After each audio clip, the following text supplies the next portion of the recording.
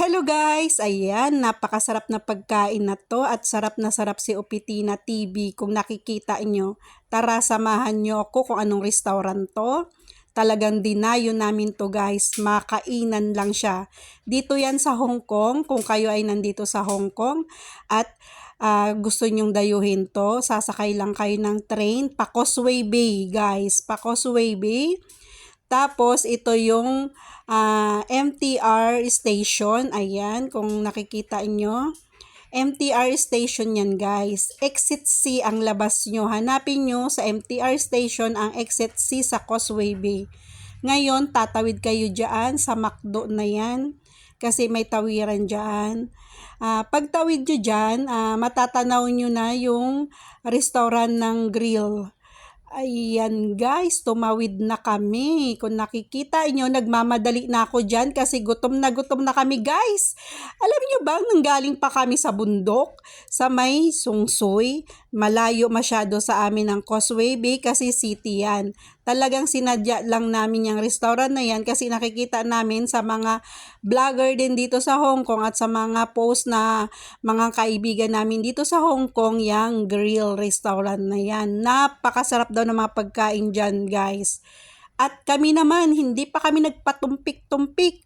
Nagkaroon kami ng time na makalabas at dinayo nga namin siya sa Causeway Bay, guys. Ayan ang mga food nila na pwede nyong orderin. At isa pa, ayan, makikita nyo rin kung paano nila lutuin ang mga barbecue, guys. Kaya talagang napakaganda rin. Isa rin yan sa ambience nila na talagang naghihikayat din na para kumain ka kasi makikita mo na sa labas pa lang ang kanilang mga nilulutong barbecue at pag nandiyan kayo sa tapat niyan guys ay napakasarap ng amoy. Maliit lang siya, ayan ang MTR.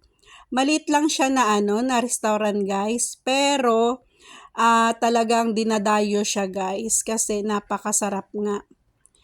Ayan, nakikita nyo, tinutur ko kayo sa labas at saka nakakahikayat talaga yung ambience ng ng restaurant nila, 'di ba? May pa usok-usok pa. Ayan, fire para talaga nag-iihaw.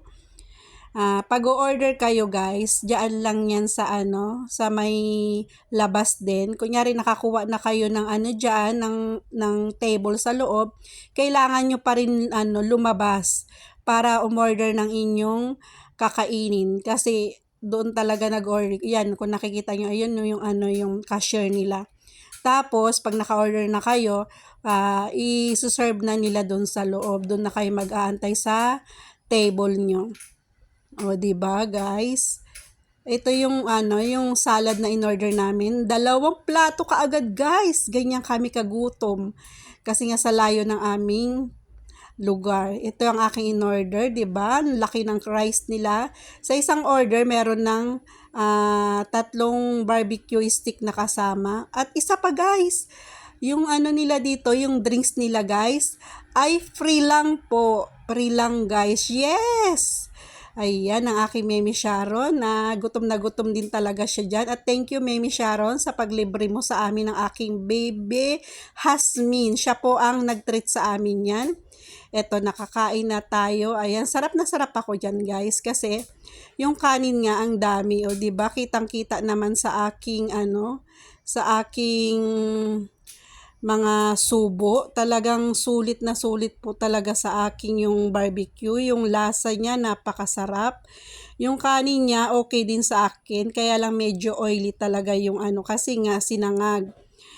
Pero yung lasa ng kanin nila napakasarap guys. Sulit talaga kahit ang layo ng pinaggalingan nyo dito sa Hong Kong. Pag dinayo nyo siya, yung restaurant na yan, talagang sulit naman ang kain nyo.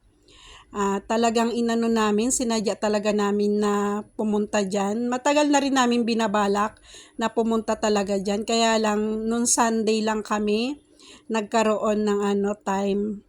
Kahit pagkalayo-layo sa lugar namin, talagang sinadya namin siya kasi naiinganyo din kami sa mga post ng mga nakikita namin sa mga nandito sa Hong Kong.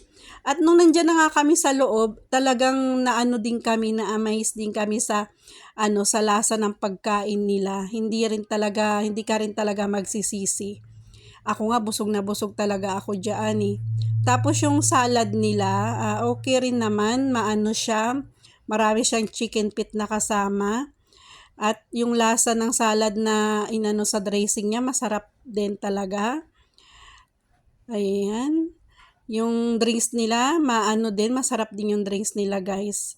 Kaya kung nandito kayo sa sa party ng Hong Kong, guys, try nyo tong puntahan tong restaurant na to at talagang hindi kayo magsisisi na kumain. Bye-bye!